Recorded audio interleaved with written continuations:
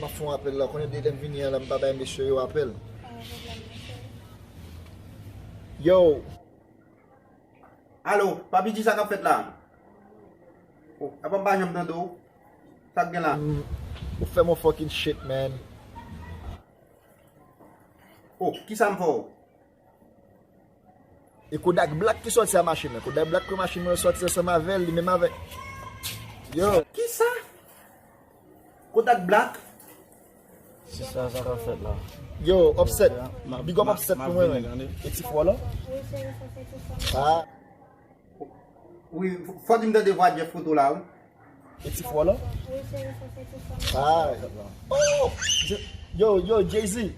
Drake mapre lo apre wo. Ah, relem apre. Ah, ok. D'accord, papi.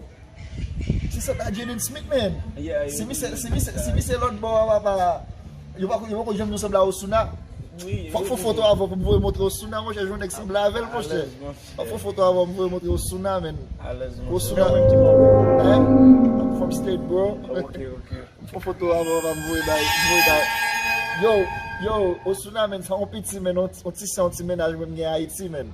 Yo, ou fit fò la kreol la, de tou vwe voice ba ou an kreol ou kompren. Même barrete non pardon. Ou la gen, men. Yeah. Barrete. Tap depozo, men. Non, ou pa men inquiéto parce que j'ai 55 captain mais là, mais ça toute machine là, ça prend. OK boss. OK.